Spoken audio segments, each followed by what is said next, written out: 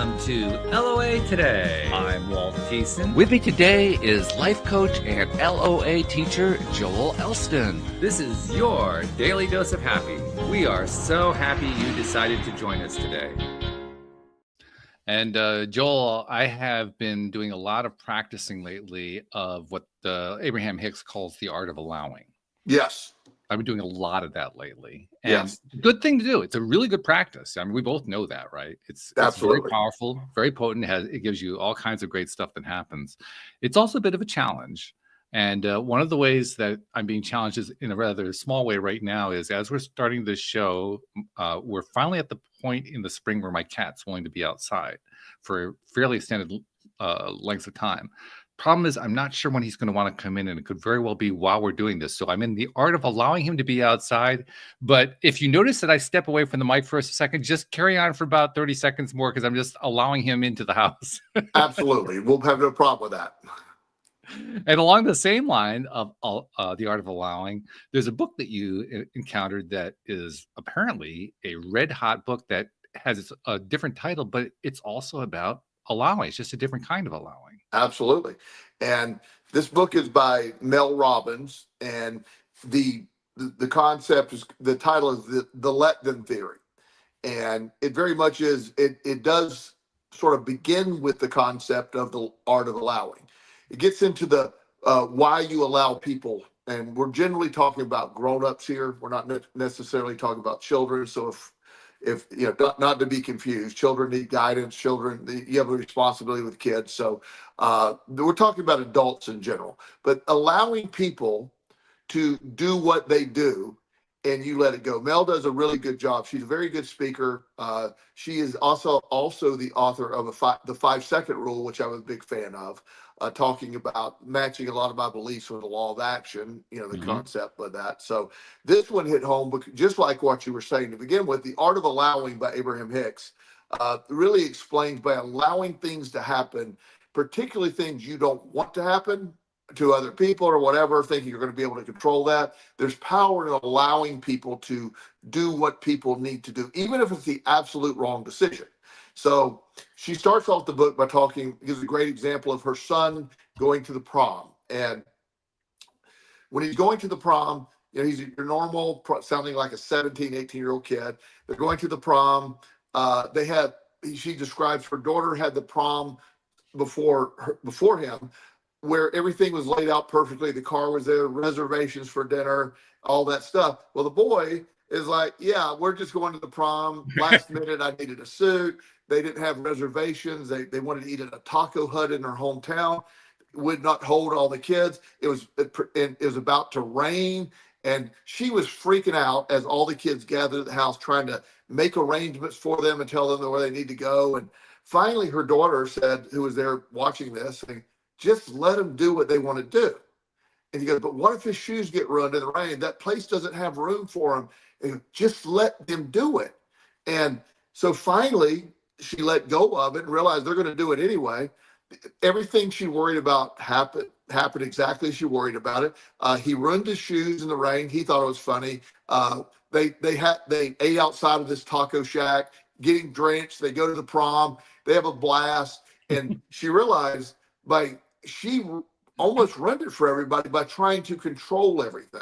Mm-hmm. And that led her into further research. And when it comes to controlling people and not putting yourself in a position where I want this to happen and I need you to do it this way and somehow be offended. Her next example was she realized by looking at Facebook, a bunch of her friends had gone on a trip and didn't invite her. Ooh. And so, of course, in her mind, she said, they're alienating me. They've and created all these scenarios. She was very angry, but didn't want to admit she was angry. And again, she started applying this. I just need to allow them to do what they're going to do. I need to allow.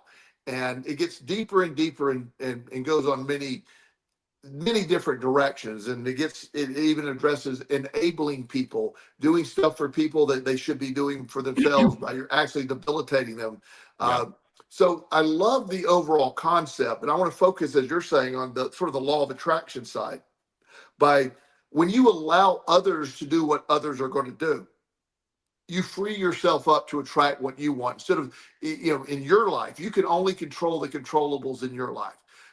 Trying to, master someone else's life and making them do it the way you wanted to do it is very frustrating, creates anxiety, and actually has an opposite effect on you. You feel out of control. It have all these emotions attached to it. It's very healthy to allow. It also has a negative effect on them too. I mean, it doesn't just negatively affect you. It basically negatively affects everybody. Absolutely. And yes, it's like allowing, Justin, my son Justin is 19. He's doing really well. He's got a great job. He's got one more class to finish up for school. Everything's fantastic. Except he occasionally will make the absolute stupidest decisions that 19-year-old make. And as most 19-year-olds do. And I used to tell him all the pitfalls and all the reasons. He ended up doing it anyway, and I get frustrated. And I said, well, son, my new thing, and remind you, this is before the book, but I actually realized I need to allow him.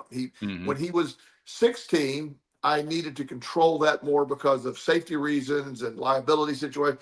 But at 19, I need you to figure that out for yourself. And he's doing a good job with it. And some things don't work out. Most things that he plans that are not logical end up giving the results you think, but I allow him to feel that, and he's learning from that. So taking the stress of life away, of worrying so much about what other people are doing, family members, friends, loved ones, or if they're doing it without your consent or you being left out, you remove all of that by implementing the practices she talks about in the book, which literally mimic the art of allowing, talked about in Abraham Hicks's books. Yeah, absolutely. And you put in the proviso that we were talking about adults here. I would actually say it extends to children as well. I mean, clearly there are situations where, if your child is about to run out into traffic, you definitely want to grab them by the arm. You don't want to just allow them to run out into traffic. The thing that is fascinating to me is how rarely situations about like running into traffic actually show up. Right.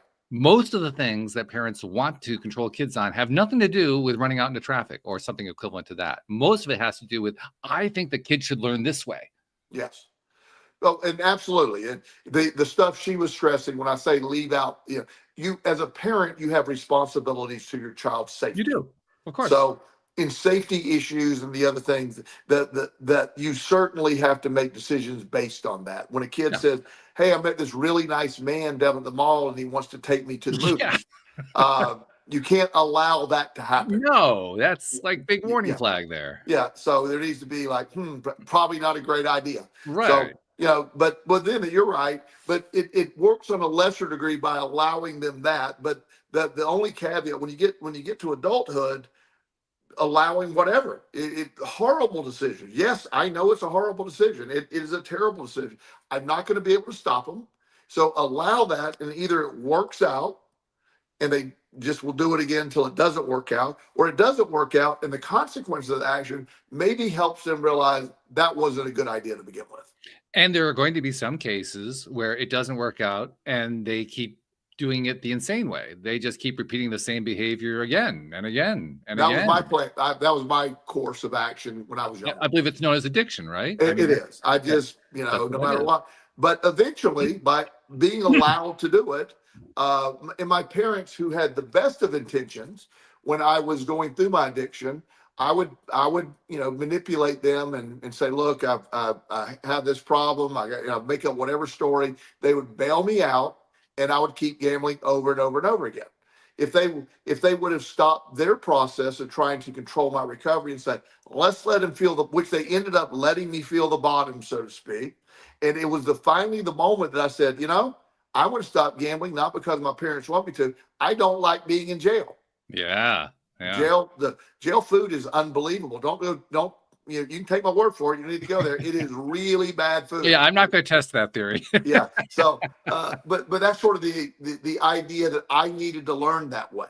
And the art of allowing people to do what they want to do is powerful. It's hard to watch a loved one that doesn't. They sit on the couch every day. They don't take any action. They're depressed, and you know what the answers would be. But the more you start nagging them, you need to get off the couch, you need to exercise, you need to go get a job. but that's all great advice. Mm-hmm. However, it's just going to be, it almost reinforces the helplessness. It almost, getting to that place. Now, that doesn't mean you can't say, if you're going to be living in my home, you need to be paying rent. So you figure out the process to make that happen. That stuff you can do. That's not controlling. That's just simply saying that's life. Yeah.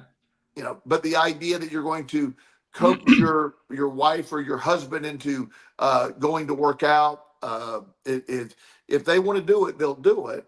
But the nagging effect, or the overall, if you would just do it the way I want you to do it, then everything will be fine. You're probably right, but they're never going to do it that way. It's got to come from them. And that is the challenge. That's the hard part. Yes. And it's hard to remember when we're faced with these situations, how they can work out. I mean, like your experience, it's not terribly intuitive to have come to the conclusion that you would go through your crash and burn where you end up in jail and come out the other side and turn your life into this miraculous life. That's not the normal chain of events that people would anticipate. Right. That's what makes it so difficult. Yes. There's also, to be fair, at reporting accurately, there was a moment when they cut me off and they said, just go experience what you're going to experience.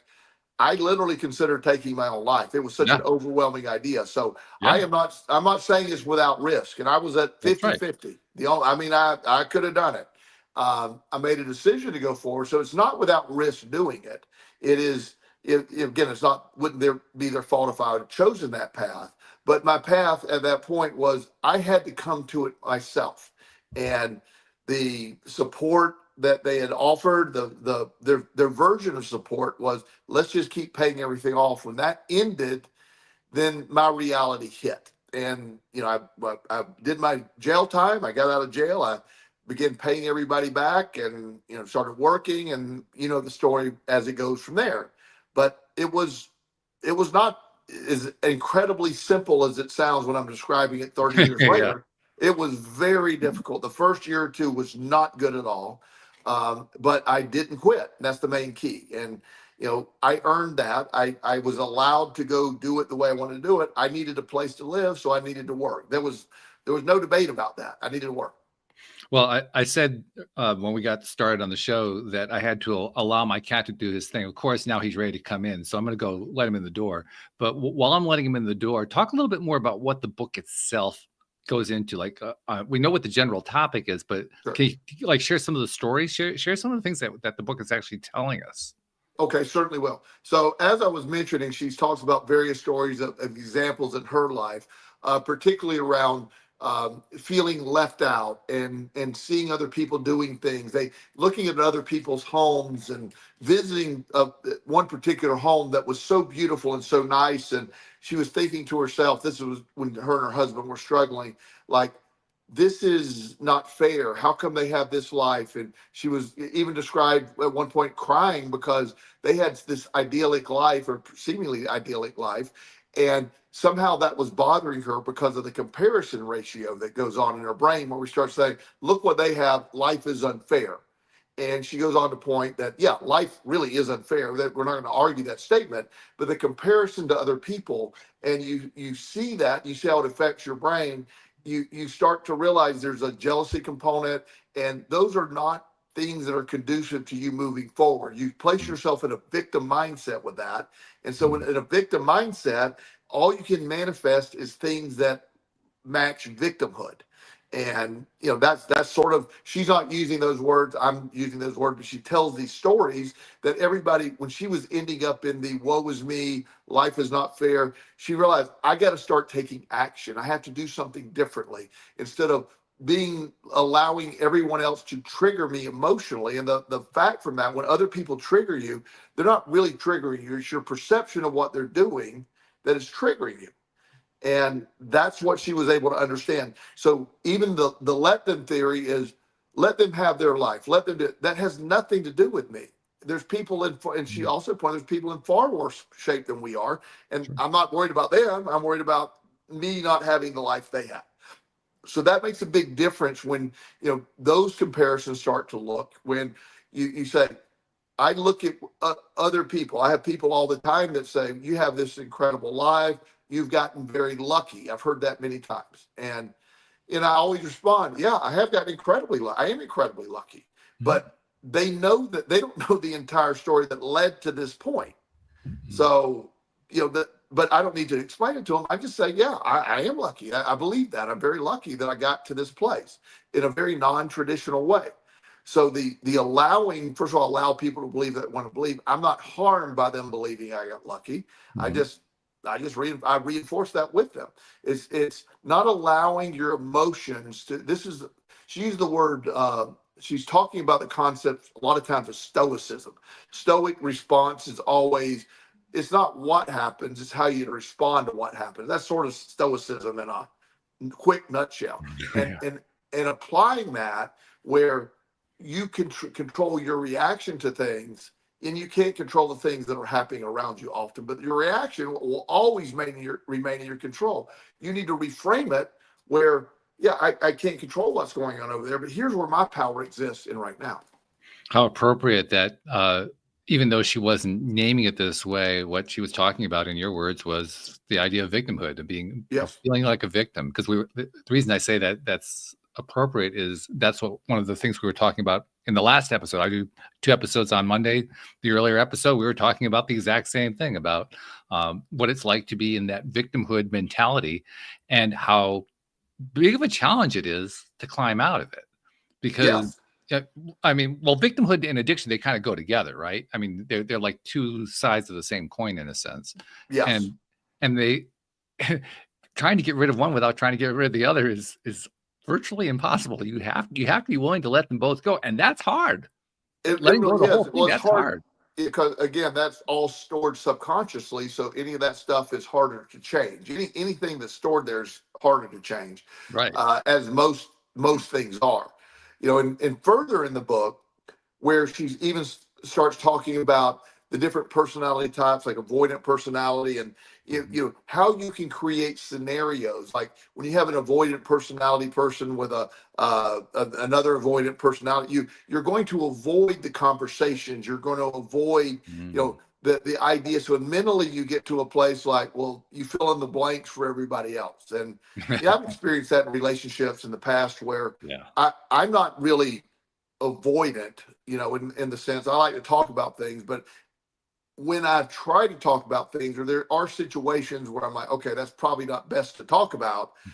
When that person is avoidant, I have actually tiptoed around avoidant people because I know it would not be something they would want to do. So you see how, getting into that power, and not just how to deal with these things, but how to change it, how to rephrase things when you're working with either your loved ones or whoever's involved.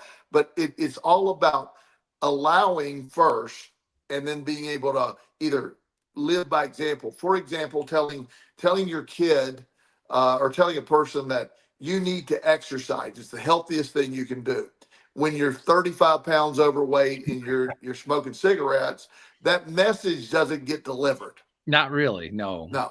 Or if it does get delivered, it gets delivered in an inverted way. Yes. So when I tell people to exercise and work out and I don't share it as telling them to do it. I share it as this is what I do for these things. Right. So if anybody says, well, what is the biggest thing you did in your recovery? I said, exercise and nutrition changed everything for me. That was the cornerstone of it. Oh, okay. And, and I'll say, I'm not saying that works for you. I found that for me. And, I work out every day. I do this. I feel fantastic. I'm not near my age, biologically. I'm still stronger than most people, much less anybody my age. Right. All that takes place because I found that to work for me. Does that work for you? No, you do dancing. That's your exercise. It's just as good. It's just, I don't have any judgment over that. It's just the point is you found your way to do it. Yeah. So by telling people this is what you must do when you delivering the message, it's much better to let them see what you do. The reason that I post my workouts occasionally on Facebook isn't that I'm showing off posting my face. I'm demonstrating that I'm doing exactly what I'm telling people to do. Yes. That's why I post them. like when they're like, well, plus you're also satisfying the curiosity of people like me who want to see what it's actually like for you to lift 500 pounds. I actually want to see that. Yeah. Yes. And you have seen that. So, I have. It's amazing. Yeah. So, but as all of this is taking place, the allowing, the perspective, and if I were to label the book and put it in a category in the library, I would put it under Stoicism. To be honest with you, it's this very much she's talking a lot of Stoicism, and it's very practical. Her delivery style is amazing. She does a podcast.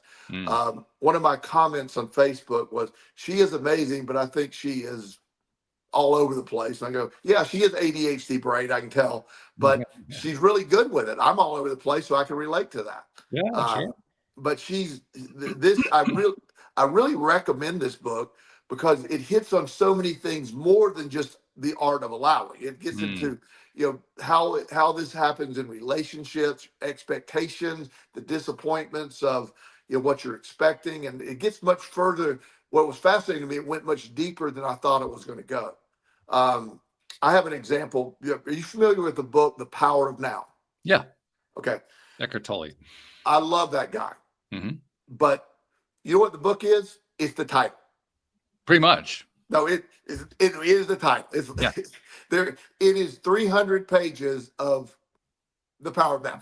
That's it. Yeah. There's not a lot of variation in that book. No, and I love it. And the way he talks is good, but it's really hard. If you ever seen a movie that the trailer was the entire movie, this is The Power of Now. The title. I'll be perfectly honest. The first time I read it, I only read the first quarter. I said, okay, I'm done.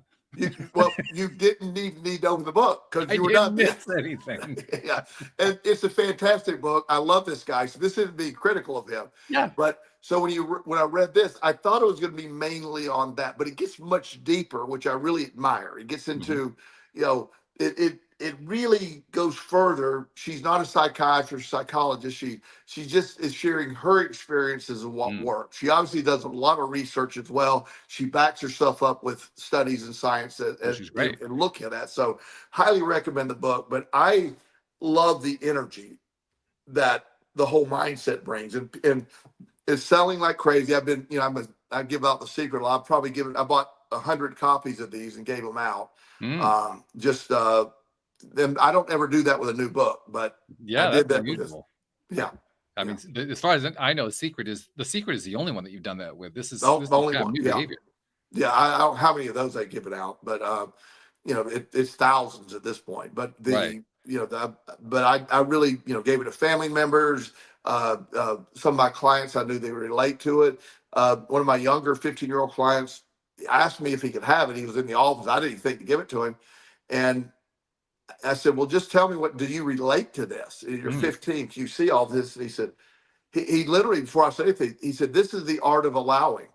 Good for him. Yeah. I said, you're right. And he obviously he's read the other stuff from Abraham Hicks. So, but yeah, it resonates. And, I have my son reading it right now just to understand, when you try to control a relationship or control things, you literally are destroying it, because it's not, it's not going to go the way you want it to go often.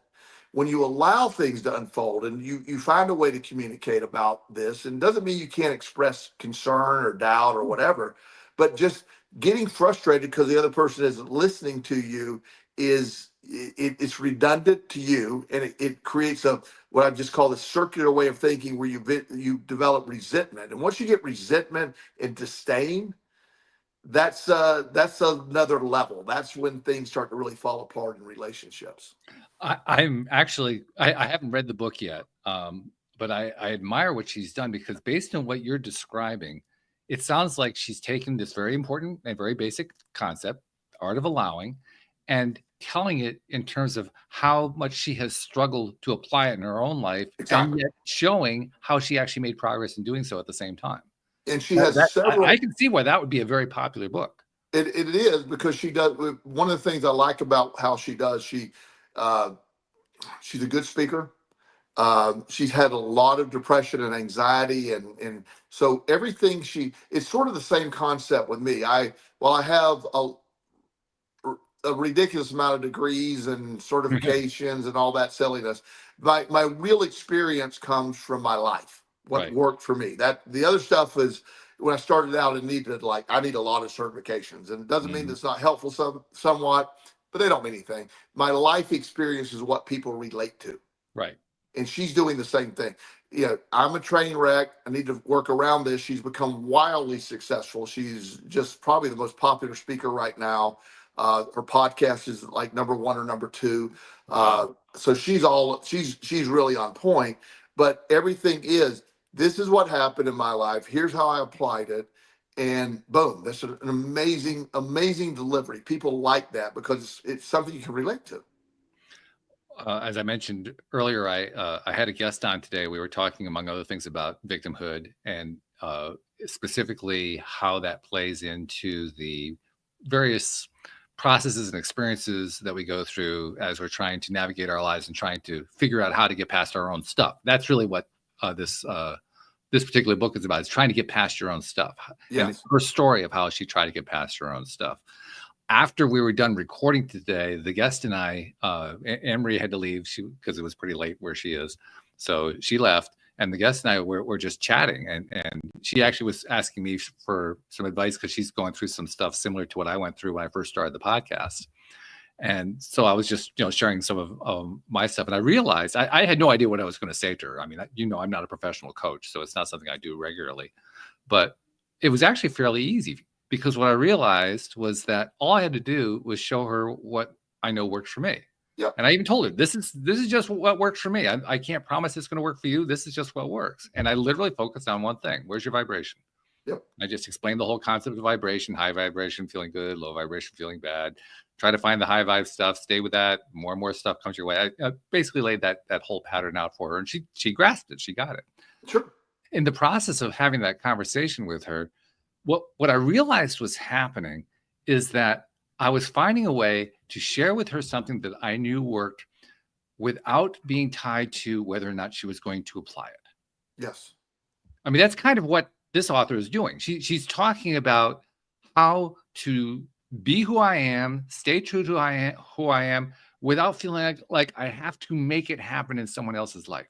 Yes, absolutely. And that delivery style, and when you when I give talks or I'm in a coaching session, I always say, this is what worked for me in this scenario. Right. I'm not saying it works for you. When I tell people, I've shared this many times on the show. I was on a show one time with this lady that she does a trauma show, and it turned on me when she said, well, what medications, what was your protocol and medications for your depression and anxiety? And I said, intense exercise, good nutrition, and rest. Oh my goodness. I had no idea. She got so angry.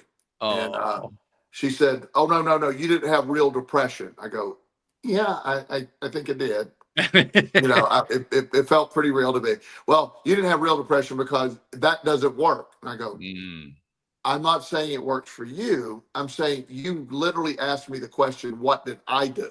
Yeah. And it's what I did.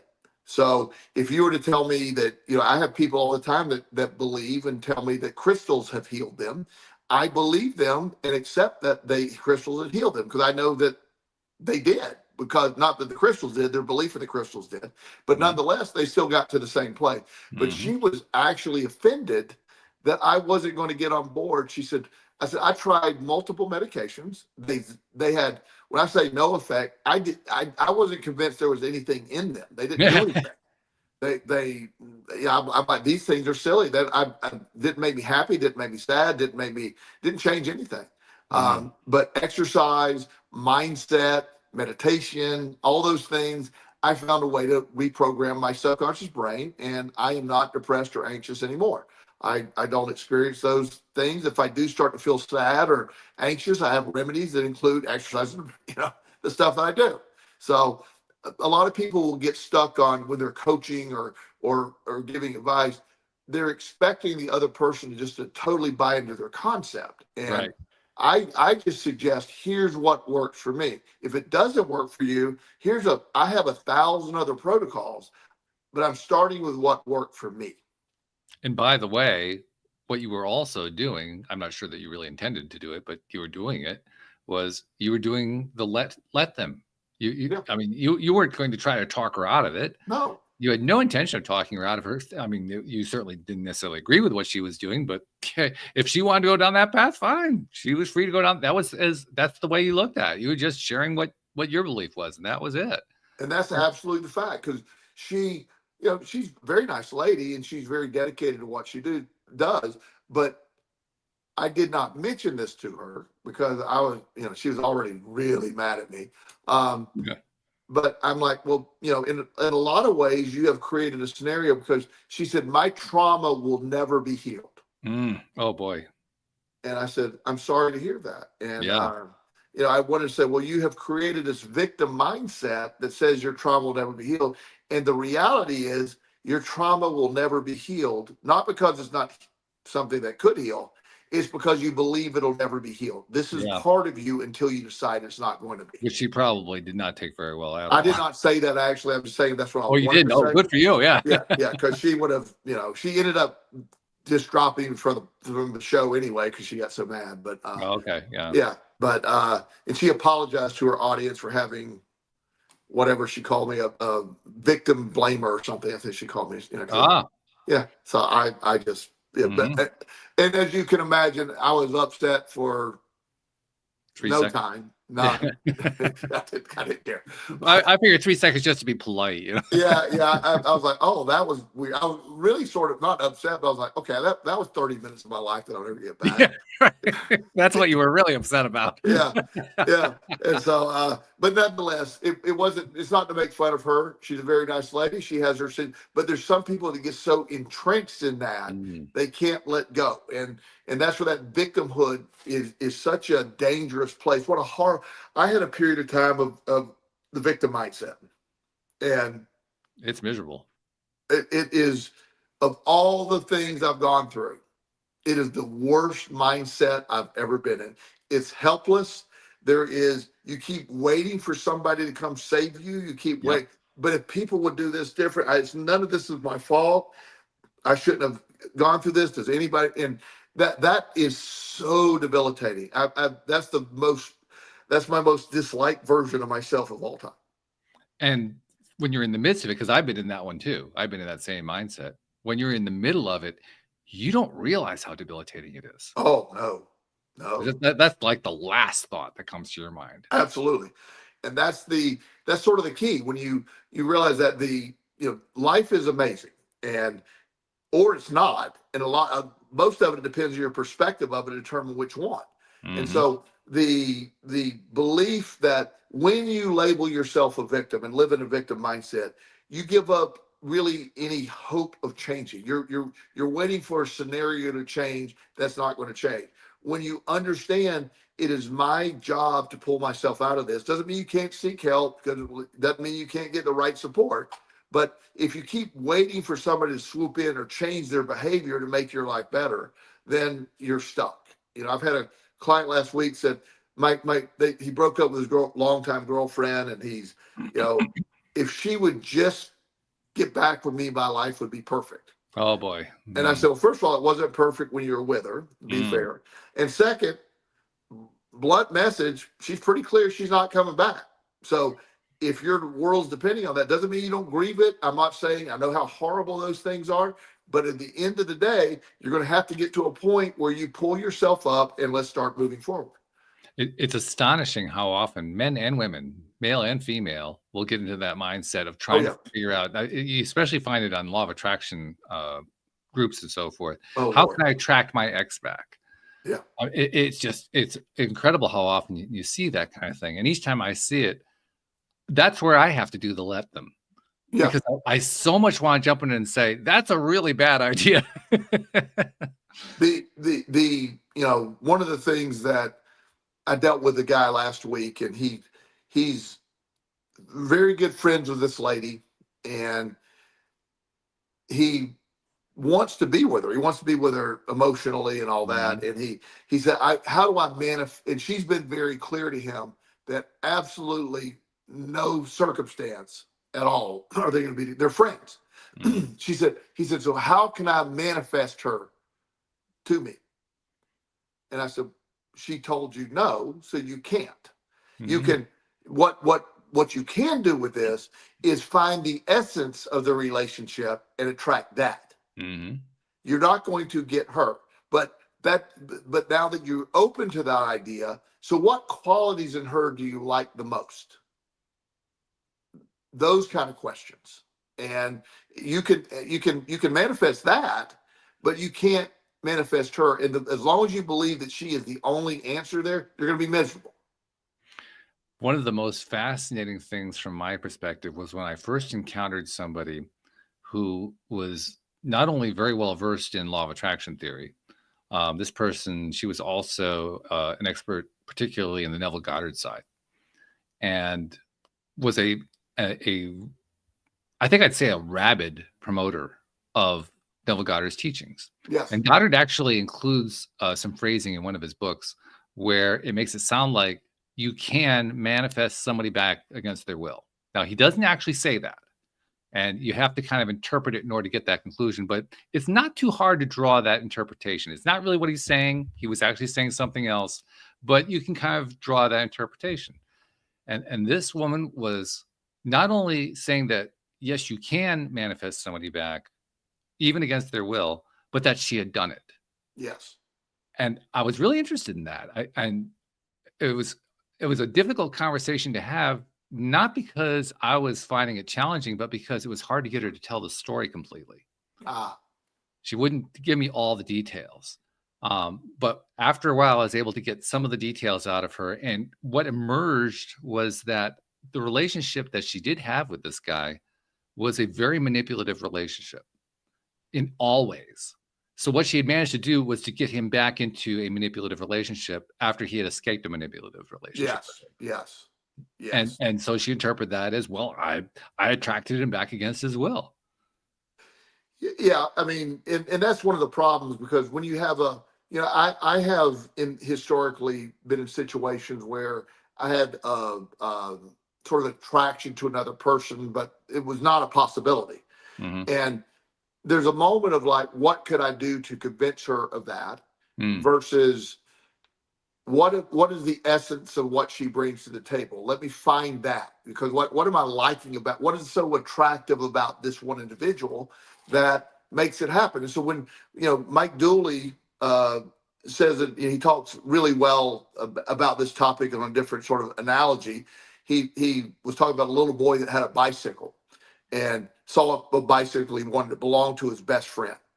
And so he went home and said, I want that bicycle, and that exact bicycle, his bicycle. And his dad's explained to him, we can get you one like that bicycle, but you can't have that bicycle because that's not available to you.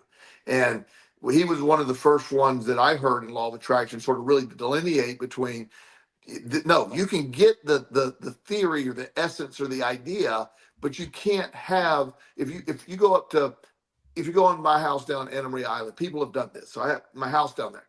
Love my house, not selling my house. There's not a number you're going to sell the house for, all that. People would knock on the door offering gigantic amounts of money. Not for sale.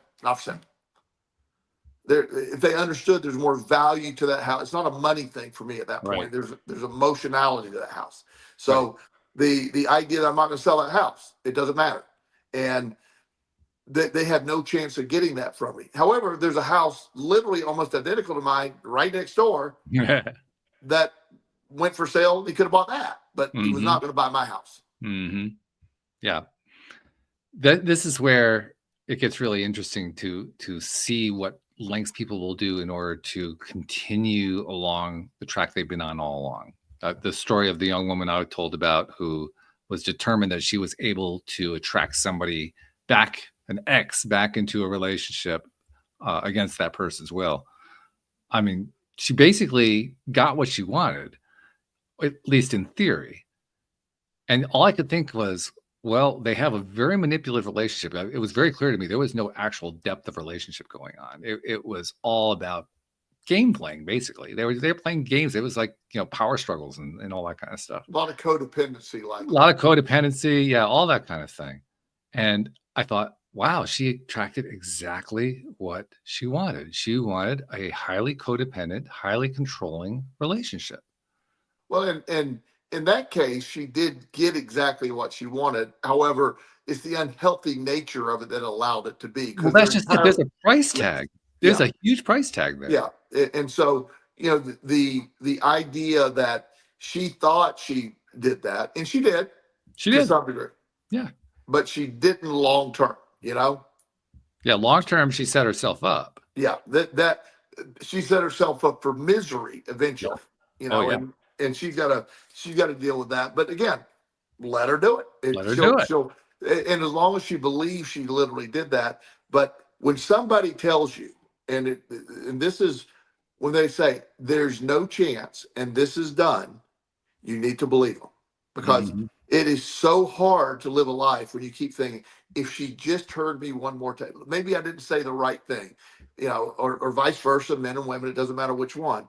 But I've seen relationship after relationship, when it comes to an end, the inability to let go of it without getting to a point. I have a couple of clients that eventually had protective orders placed against them because they wouldn't quit contacting them.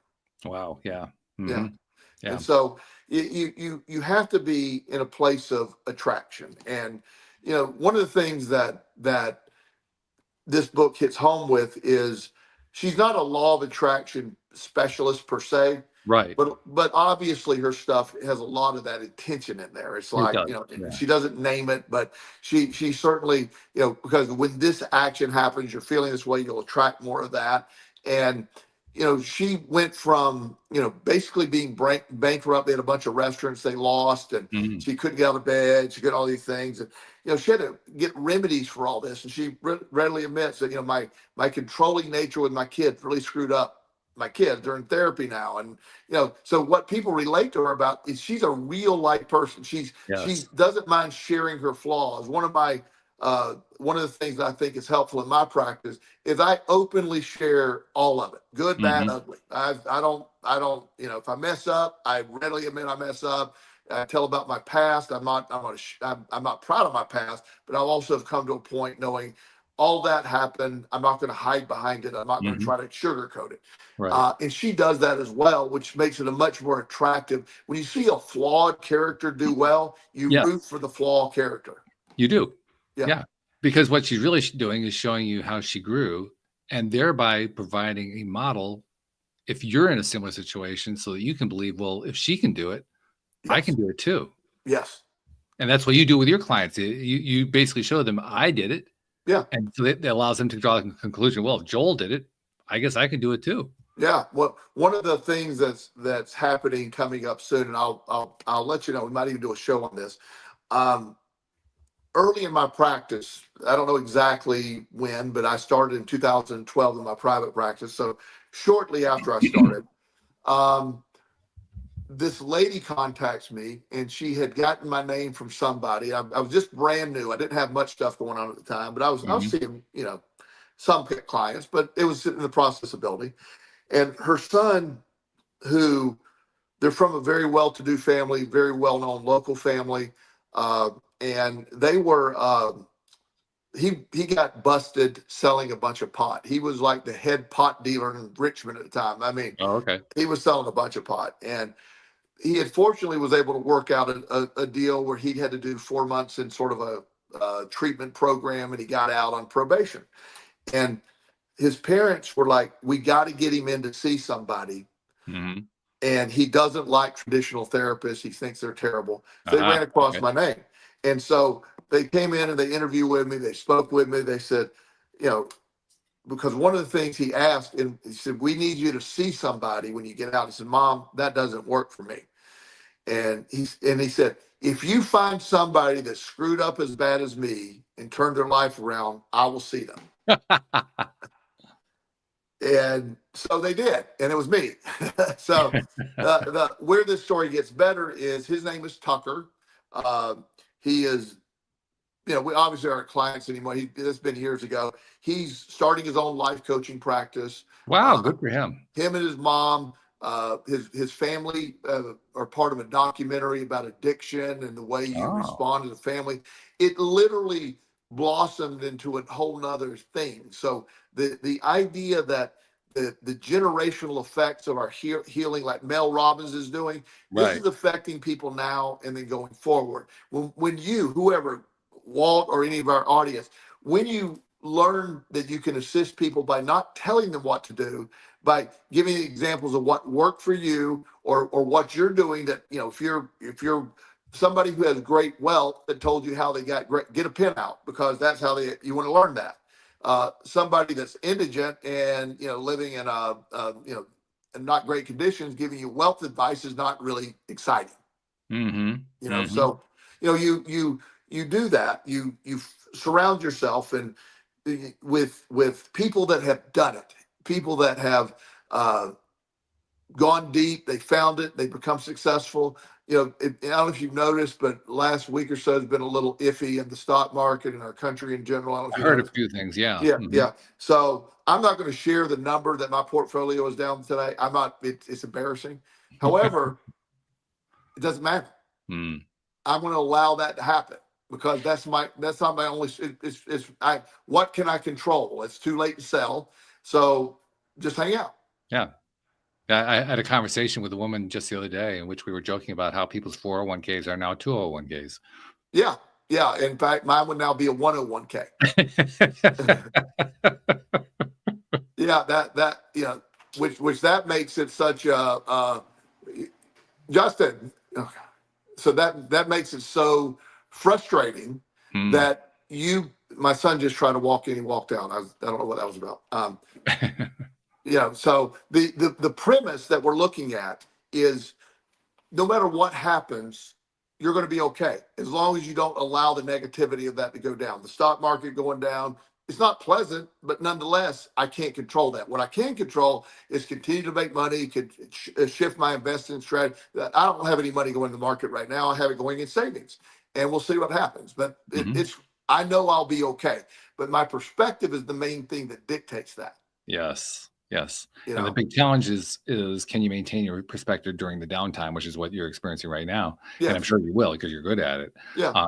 One of the things that's similarly difficult about the let them philosophy is kind of the same thing. When you're in the midst of dealing with somebody who's doing something that you really don't like, can you let them do it anyway? You know now, I mean, you've been exposed to enough by reading the book or by listening to Joel and Walt or whatever. You're exposed to enough now where you realize, yeah, I really need to let them do it, but now I actually have to let them do it. Yeah, well, that's the hard part, to let them do it. And, yeah. Especially, again, somebody you care about, somebody you love. It's hard to watch that happen. And it is. You know, go ahead. I thought you had something you're saying. So no, anyway, no. But I love, I again, wrapping up on the book concept, it is stuff you and I've talked about, but it's packaged so nicely. And it is a much deeper dive than I thought she was going to do. And I really, really do recommend this. I think it helps in so many different situations, way beyond what I initially thought it would be. It went much deeper. And it's fantastic too, because I mean, well, we've been talking about law of attraction here on the show for 12 plus years now and enjoying every time that we did.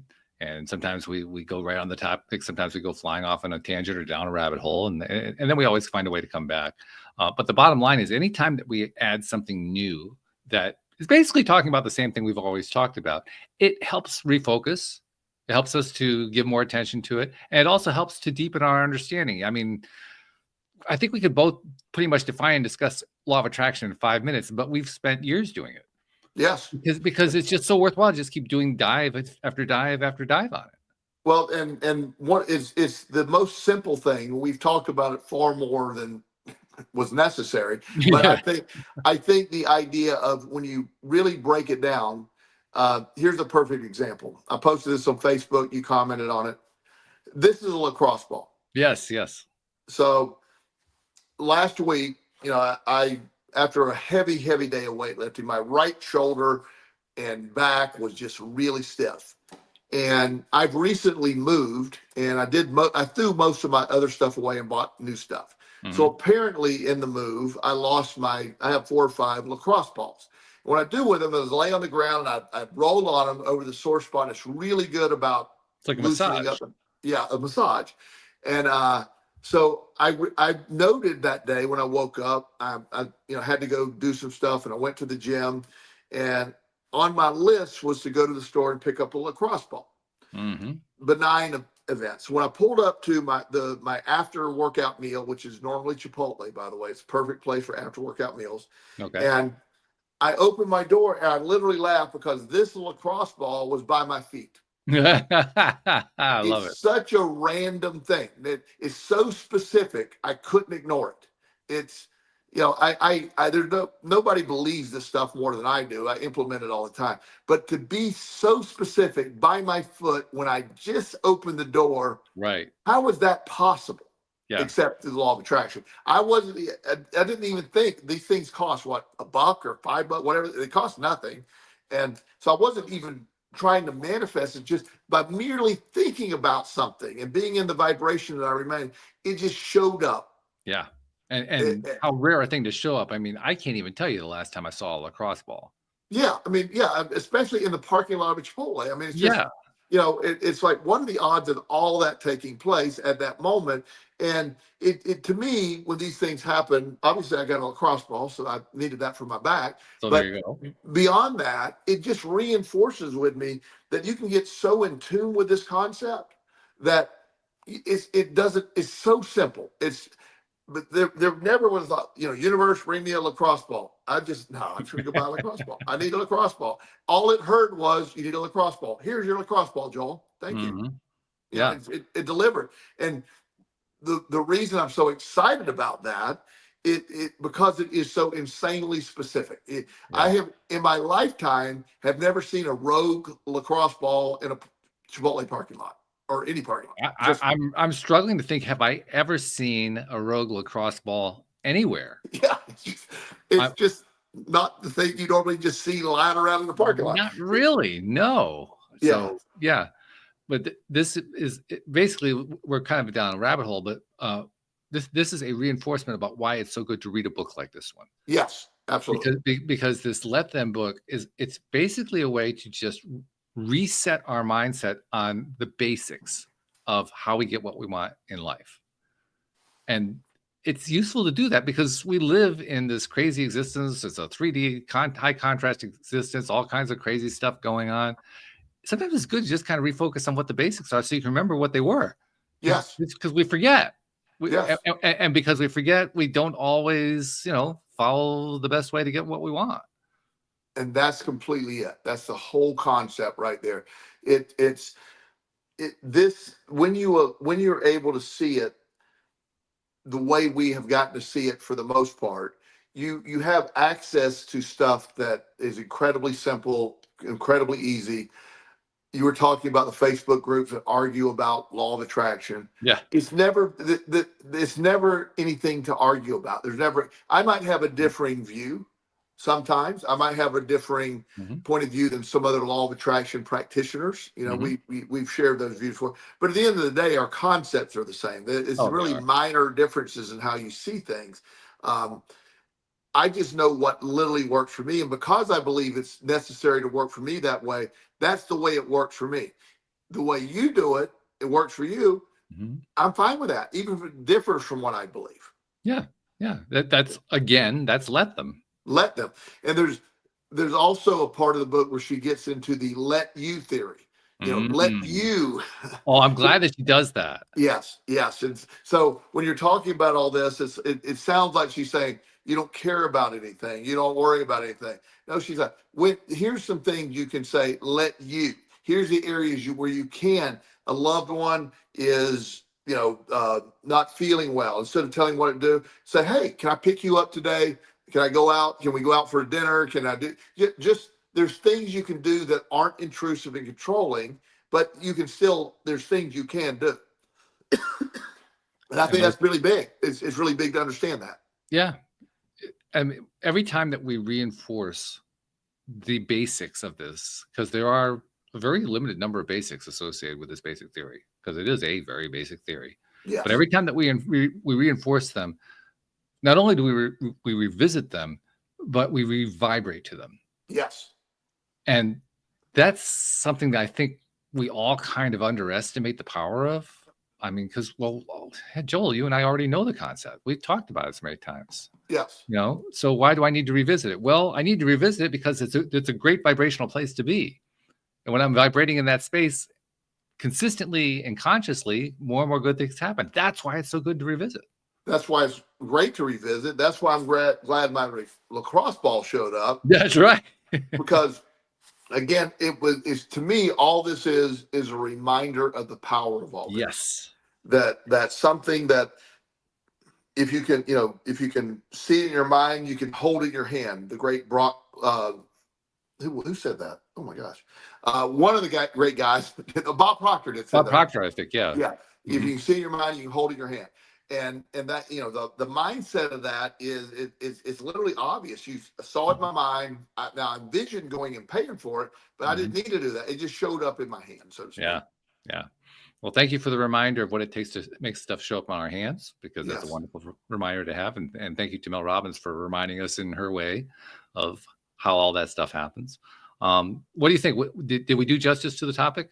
I think we really did. And I think it's something that when one of these books come out like this, I love to bring attention to it, because there's a lot of great books that come out every year. I as you know, I read or listen to over 100 books every year. You blow my mind with how many you pay attention to. It's just wow. But very seldom does one come along that I'm going, okay, this is now big. This moves up my list, way up the list. It covers so much. Big fan of her 5-second rule as well. That one was a great book, but this one tops that in my mind. And wow. It's as I get closer, made great progress on my book, The Law of Action. I'm going to reach out to her and see, obviously not the co-author, but see if she'll read or just give me a thumbs up, because a lot of our theories match. And I quote her a lot in the book. I reference her 5-second rule, and I'm going to reference some of this stuff from the Let It Now theory too. So very good. So hopefully she does that. But whether she does it or not, I'm still a big admirer of her work. Well, thank you for sharing it. We really appreciate it. And it's been a fun conversation, as it always is. Every time that you and I talk, we have a great absolutely time. Yeah. So thank you very much. And thank you to our podcast listeners everywhere. We'll see you all next time here on LOA Today. Goodbye, everybody.